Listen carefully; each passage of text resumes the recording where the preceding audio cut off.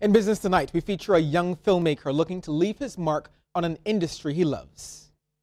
Have you heard about the new movie Joseph? Barbados' budding film industry has been buzzing in recent times, with releases like Joseph and others making waves locally and even getting noticed internationally.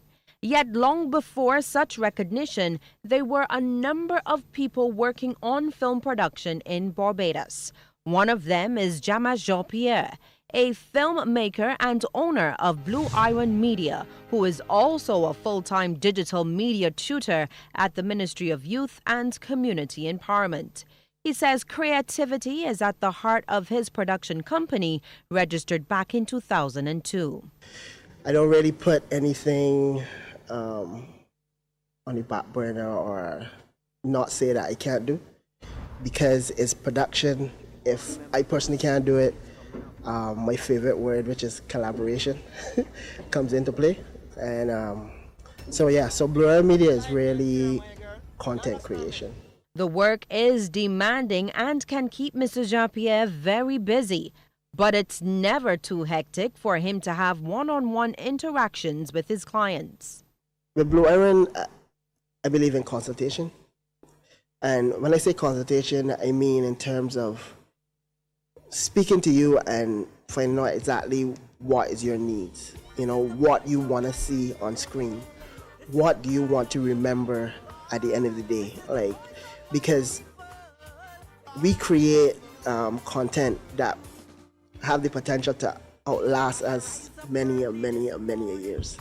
And what do you want people to remember you by? For years, we've heard about the development of a viable film industry, and he believes it's well on the way, with those involved stepping up their game.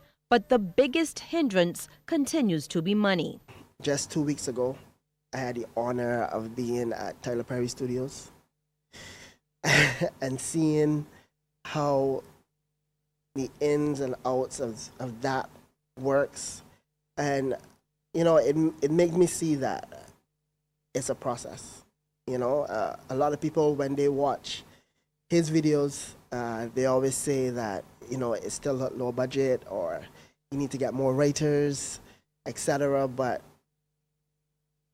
if our film industry is meant to grow, we need corporate Barbados, we need government, we need so much people to help us get there. Funding is basically everything when it comes to film.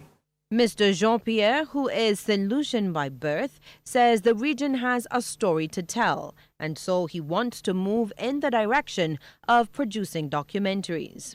I have a passion for storytelling, and I really want the Caribbean to understand the simple things. I don't think we know enough about CARICOM.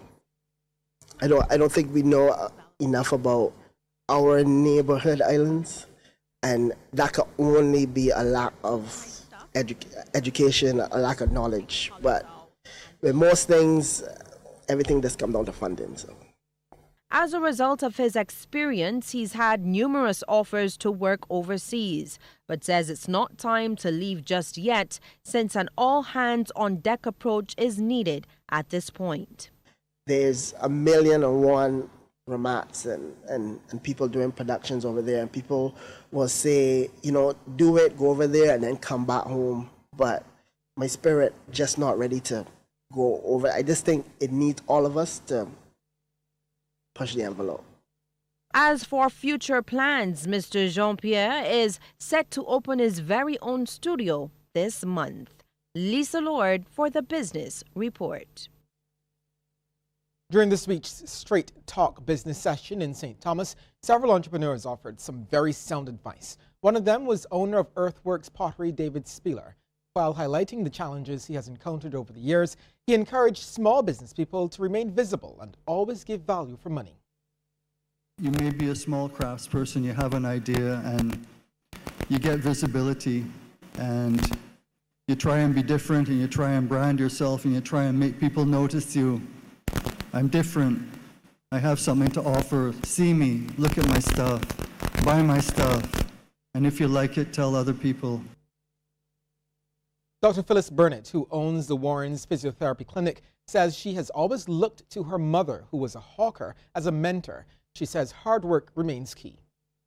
She would cut her bananas, we grow them, we whatever, and I watch her. She raised 5 children as a single parent, raised 5 children, built a home for us, educated us, and from her that I got the work ethic. You must work hard, you punctuality, all those old-fashioned values. She didn't have the formal education and university education, but she taught us the basics.